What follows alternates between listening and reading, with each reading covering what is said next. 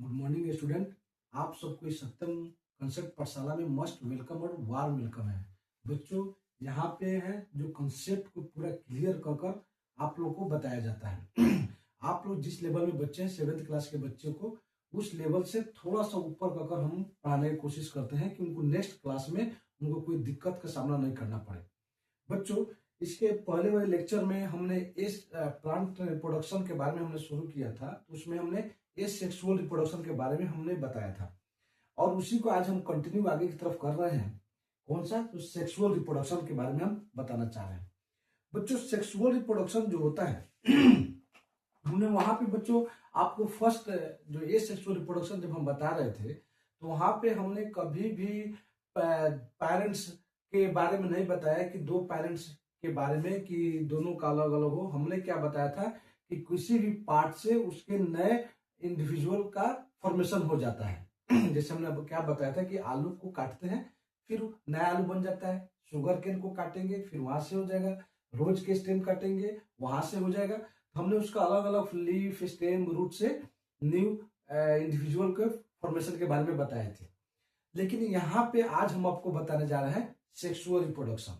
यानी आपको हमने बता चुके हैं कि रिप्रोडक्शन ही एक जितने भी लिविंग ऑर्गेनिज्म है उनका एक बेसिक कैरेक्टरिस्टिक होता है कि वो अपने जैसे बच्चों को जन्म दे, चाहे जितने भी लिविंग ऑर्गेनिज्म क्यों ना हो, लेकिन उनका प्रोसेस जो होता है बच्चों वो अलग अलग होता है। अब कोई ये सेक्सुअल रिप्रोडक्शन से करते हैं और कोई सेक्सुअल रिप्रोडक्शन के द्वारा करते हैं।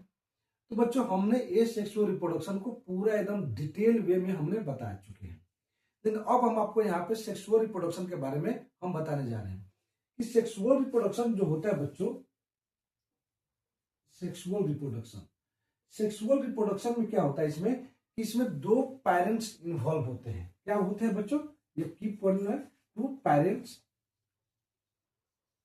इसमें इन्वॉल्व होते हैं। टू पेरेंट्स का मतलब क्या होगा बच्चों? Mail and female. बच्चों, मेल एंड फीमेल दो पेरेंट्स हुए। ये दोनों पेरेंट्स को इसमें अपने जैसे नए बच्चों को जन्म देने के लिए इसमें मेल और फीमेल पेरेंट्स को दोनों को इन्वॉल्व होना जरूरी होता है। आखिर आप बताओगे कि बच्चों, एक क्वेश्चन आ रहा होगा कि आपने एक आलू को काट दिया तो फिर से नया आलू वैसा ही हो गया, तो क्या मैं अपने फिंगर के काट कर नया एक बच्चे जन्म दे सकता हूं? यह भी है, लेकिन इसके बारे में आप नहीं सोच सकते हैं। क्यों? आखिर आपने यह भी तो कर सकते हैं ना कि हम अपने हाथ काट दें, अपना सेल निकाल दें, उस सेल से भी नया बेबी का फॉर्मेशन हो जाए। लेकिन यह सोचने वाली भी बात है कि आप सोच सकते भी हैं कि आखिर वो क्यों। तो हमारा जो सेक्सुअल रिप्रोडक्शन के द्वारा जो बच्चे पैदा होते हैं उनके सारे जो सेल होते हैं वो जर्मिनेटिव, उस सेल में वो जीन नहीं होते हैं जिससे वह वैसा ही अपने जैसे बच्चे को जन्म दे दे। लेकिन इस सेक्सुअल रिप्रोडक्शन में जितने भी वह ऑर्गेनिज्म होते हैं, चाहे एनिमल हो, प्लांट हो, कोई भी हो, वो अपने हर बॉडी पार्ट से नया फॉर्मेशन कर देते हैं। जैसे आपको हमने ईस्ट की बताया था कैसे बर्ड बनाते हैं, बर्ड बनाते हुए कैसे न्यूक्लियस अलग होता है, फिर से नया जर्मिनेशन बच्चे का जन्म हो जाता है। तो बच्चों, यहाँ पे मेल और फीमेल सेक्सुअल रिप्रोडक्शन में मेल और फीमेल पेरेंट्स को होना मस्ट आवश्यक है। क्यों? क्योंकि मेल में जो सेल होता है, इसको भी जो मेल के जो सेल होते हैं जिससे बेबी का फॉर्मेशन होता है, उस सेल को हम लोग यहाँ पे एक टर्म देते हैं, क्या देते हैं? गैमेट करते हैं। उस सेल को हम लोग क्या करते हैं? गैमेट करते हैं। फीमेल में जो सेल होता है जिससे बच्चे का फॉर्मेशन होता है, उसको भी सेल को हम लोग क्या करते हैं बच्चों? गैमेट सेल करते हैं। यानी सिंगल सेल,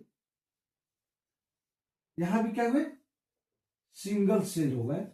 जब ये दोनों सिंगल सेल को हम लोग कहते हैं हैप्लॉइड।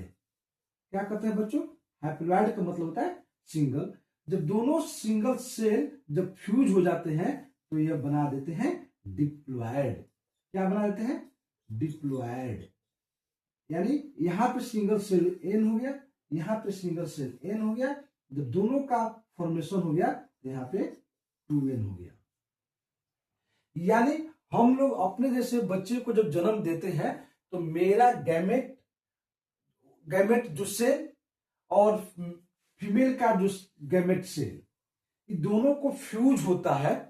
फ्यूज होने के बाद क्या होता है, बेबी का बर्थ होता है। तो बच्चों अब आप समझ गए होंगे कि सेक्सुअल रिप्रोडक्शन में क्या होता है। क्लियर समझ में आ गया? जब मेल और फीमेल गैमेट्स जब फ्यूज करते हैं तो to form a new individual. अब समझ में आ गया कि सेक्सुअल रिप्रोडक्शन क्या हुआ। सेक्सुअल रिप्रोडक्शन में मेल और फीमेल गैमेट्स जब दोनों फ्यूज कर लेते हैं, फ्यूज करने के बाद जब न्यू इंडिविजुअल का जन्म देते हैं, उस प्रोसेस को हम सेक्सुअल रिप्रोडक्शन कहते हैं बच्चों। तो यहाँ पे आपको कोई दिक्कत नहीं आएगा बच्चों, हम डिफिनेशन भी आपको बता दिए कि sexual reproduction is a process by which male and female gametes fuse to form a new individual is called sexual reproduction. आपने हमारे बॉडी में सारा सेल के फ्यूजन से नए बच्चे का जन्म नहीं हो सकता है। तो एक स्पेशलाइज्ड सेल होता है जो सेक्सुअल रिप्रोडक्शन करते हैं, उनमें एक स्पेशलाइज्ड सेल होता है। इस सेल के पास वो कैपेसिटी होता है कि वो फ्यूज, मेल और फीमेल जब फ्यूज करे, गैमेट सेल के दोनों फ्यूज करेगा तो न्यू बेबी का क्या होगा, जन्म होगा। तो बच्चों मेरा यह क्या हो गया, सेक्सुअल रिप्रोडक्शन इन प्लांट में हमने आपको अच्छे से बताया, इसको समझ लिया आपने। अब इसका बच्चों कैरेक्टर क्या हो सकता है। अब हम इसके कैरेक्टरिस्टिक के बारे में हम पढ़ते हैं कि कैरेक्टरिस्टिक्स के बारे में हमने अब इसको पढ़ रहे हैं कि बच्चों हमने वहां पे बताया था कि जो ये सेक्सुअल रिप्रोडक्शन के द्वारा जो बच्चे होते हैं वो एज इट इज अपने पेरेंट्स की तरह होते हैं, लेकिन हमारे यहाँ जो सेक्सुअल रिप्रोडक्शन से जो करते हैं वो एज इट इज वो नहीं होते हैं। इसमें जो फर्स्ट कैरेक्टर होता है, क्या कैरेक्टर होता है कि इसका रिक्वायरमेंट क्या होगा कि टू पेरेंट्स। आपको हमने बताया है टू पेरेंट्स का मतलब क्या होगा, मेल और फीमेल। क्या होगा इसमें टू पेरेंट्स में क्या हो गया, मेल एंड फीमेल, इसका कैरेक्टर हो गया। दूसरा क्या हो गया बच्चों, फॉर्मेशन ऑफ गैमेट। क्या हो गया, फॉर्मेशन ऑफ गैमेट्स, मेल का गैमेट, फीमेल का गैमेट जो सेल होते हैं। तो बच्चों प्लांट का हमने पढ़ रहे हैं, तो प्लांट का जो मेल का सेल होता है उसको हम लोग क्या कहते हैं, पोलन कहते हैं। और फीमेल का जो गैमेट का जो फॉर्मेशन होता है उसको हम लोग ओव्यूल कहते हैं। इसी ओव्यूल से सीड का फॉर्मेशन होता है। क्या फॉर्मेशन होता है बच्चों, इसी ओव्यूल से सीड का फॉर्मेशन होता है और सीड से फिर से नए प्लांट का क्या होता है, जन्म होता है। तीसरा जो होता है बच्चों फर्टिलाइजेशन होगा कैरेक्टर। फर्टिलाइजेशन होता है। फर्टिलाइजेशन कहने का मतलब क्या हो गया बच्चों कि यह पोलन और जो ओव्यूल होता है, जब दोनों क्या होता है, दोनों गैमेट्स, इसमें क्या हो, बोथ गैमेट्स मेल और फीमेल का बोथ गैमेट्स फ्यूज करेंगे, उसी को हम लोग फर्टिलाइजेशन कहते हैं। जब मेल गैमेट और फीमेल गैमेट जब दोनों फ्यूज कर जाते हैं उसी को हम लोग कहते हैं फर्टिलाइजेशन कहते हैं। और इसमें जो चौथा जो होता है बच्चों जेनेटिक वेरिएशन। जेनेटिक वेरिएशन इसमें बहुत ज्यादा होता है। इसी कारण जो अपने बच्चे जो होते हैं वो अपने पेरेंट्स की तरफ बिल्कुल सेम नहीं हो पाते हैं। थोड़ा सा वेरिएशन उनके आवाज में, उनके हल्का फेशियल एक्सप्रेशन में, उनके हाइट में, उनके इंटरनल कैरेक्टर और एक्सटर्नल कैरेक्टर में डिफरेंट होता है, क्योंकि पता नहीं हम मेल है, हमारा जो फीमेल है, उन लोग का कैसे जेनेटिक हेरिडिटी है आता है। अब हमारी मान लीजिए मिसेज है और हम हैं, अगर मेरी मिसेज कहीं और से आई हैं, उनके जो कैरेक्टर अलग हो गए उनके, और हम लोग हम अलग जन्म लिए हैं, मेरे जो दादा परदादा होंगे इनके कैरेक्टर अलग होंगे, तो वहां पे क्रॉस जो होता है तो वहां पे वेरिएशन होने का चांस बहुत ज्यादा रहता है बच्चों। तो अब जो हो गया लिव्स, अब इसी से इसमें जो होता है यह बहुत ही फिफ्थ जो कैरेक्टर होता है स्लोअर प्रोसेस होता है, स्लोअर प्रोसेस होता है। इसमें हम लोग में वुमेन में क्या होता है 9 मंथ होता है, 9 मंथ के बाद बेबी जन्म होता है, अलग अलग प्लांट में अलग अलग। तो क्या होता है टाइम टेकिंग में होता है, यह डायरेक्ट नहीं हुआ कि जैसे आज आज अपने आलू को काटा, आप 10 दिन 5 दिन बाद देखेंगे तो वहां से स्प्राउटिंग होना शुरू हो जाता है। तो ये स्लोअर प्रोसेस होता है बच्चों, नहीं। तो यह एक कैरेक्टर हो गया। आप अपने कैरेक्टरिस्टिक के बारे में समझ गए नहीं, यह जो सेक्सुअल रिप्रोडक्शन का क्या क्या कैरेक्टरिस्टिक हो सकता है इसके बारे में आपने जान गए। अब हम बच्चों अब हम पढ़ रहे हैं डेथी पार्ट्स, प्लांट का जो कौन कौन सा जो पार्ट्स हैं, कौन कौन सा जो पार्ट्स होते हैं जो सेक्सुअल रिप्रोडक्शन में इन्वॉल्व होते हैं। तो अब हम इस पार्ट्स के बारे में पढ़ेंगे कि पार्ट्स ऑफ फ्लावर, फ्लावर का पार्ट्स पढ़ेंगे कि जो सेक्सुअल रिप्रोडक्शन में इन्वॉल्व होते हैं। तो आपने फूल देखा होगा बच्चों, फूल आपने देखा होगा। हम थोड़ा सा हल्का ड्रॉ इधर करते हैं, फिर आपको हम इसके बारे में बताएंगे कि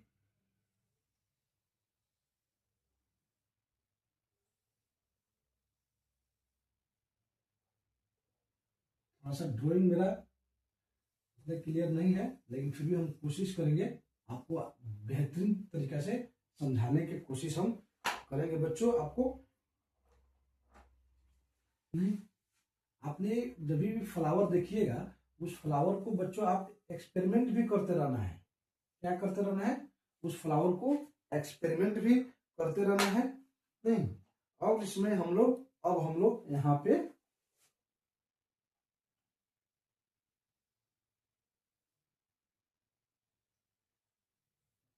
पढ़ेंगे, इसके पार्ट के बारे में भी पढ़ेंगे हम लोग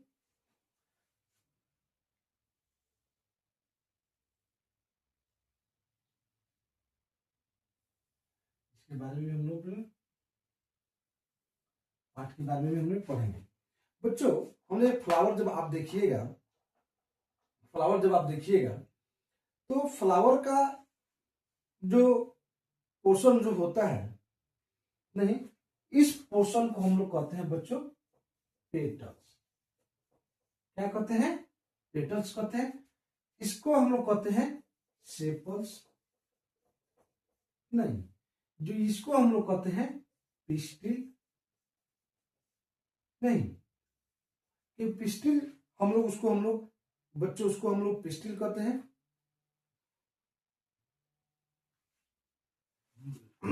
तो हम लोग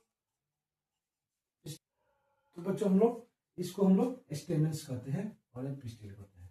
अब हम लोग एक एक पार्ट के बारे में पढ़ेंगे कि वो पार्ट कैसे काम करता है, कैसे फॉर्मेशन करता है। कि आपको जानना चाहिए कि रिप्रोडक्शन में जो सबसे जो फर्स्ट पार्ट होता है हम लोग उसको सेपल्स कहते हैं। क्या कहते हैं बच्चों?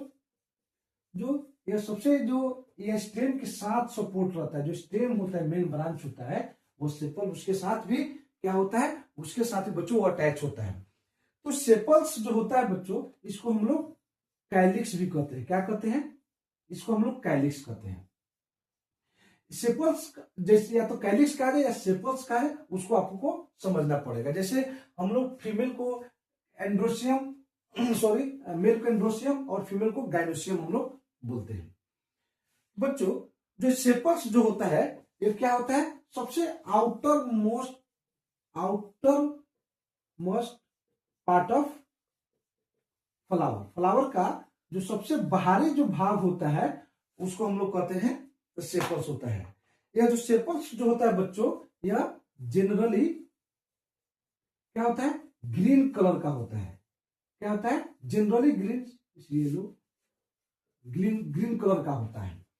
ये सेपल्स जो होता है यह बर्ड को क्या करता है? प्रोटेक्ट करता है, को प्रोटेक्ट करता है। क्या करता है यार?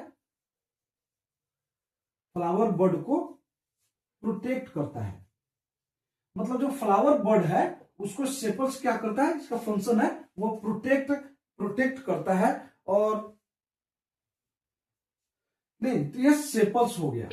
अब बच्चों सेपल्स के बाद अब हम लोग जस्ट इसके अंदर वाला पोर्शन को पढ़ेंगे जिसको हम लोग पेटल्स कहते हैं।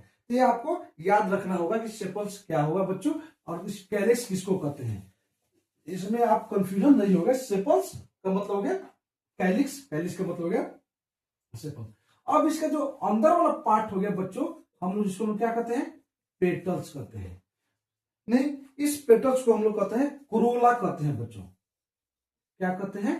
कोरोला कहते हैं। इस पेटल्स को हम लोग कोरोला कहते हैं। ये जो पेटल्स जो होता है बच्चों, यही जो पेटल्स होता है, जैसे अब जो प्लांट होते हैं वो तो अपने से मूव नहीं कर सकते हैं, वो अपने गैमेट्स को इंसेक्ट के द्वारा या हवा के द्वारा या हनी बी के द्वारा या हाउस फ्लाई के द्वारा वो क्या करते हैं, वो अपने पोलन ग्रेन को ट्रांसफर करते हैं।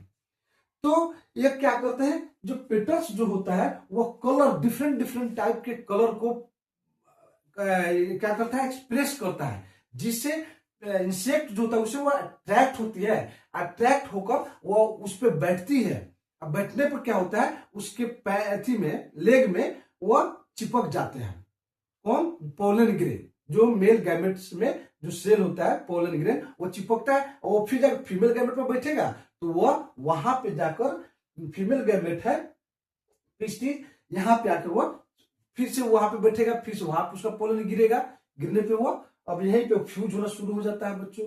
ये थोड़ा हम आगे बताएंगे। अब इस कोरोला जो होता है वो क्या होता है, ब्राइट कलर होता है। क्या होता है बच्चों, हम आपसे क्या कहें, ये ब्राइट कलर का होता है। दूसरा इसका काम होता है बच्चों, वो ये क्या कहता है, कभी फ्रेग्नेंट का सिक्रीशन करता है। फ्रेग्नेंट का मतलब होता है खुशबूदार। हम लोग कहते हैं ना कि फ्लावर बहुत अच्छा का स्मेलिंग आ रहा है, तो हम लोग के लिए नहीं है।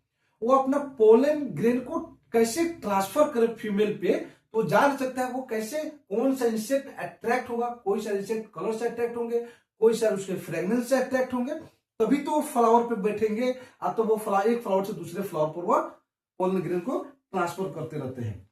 तो इसका मेन फंक्शन क्या होगा, इंसेक्ट को अटैक करना और अपने पोलन को दूसरी जगह ट्रांसफर करना।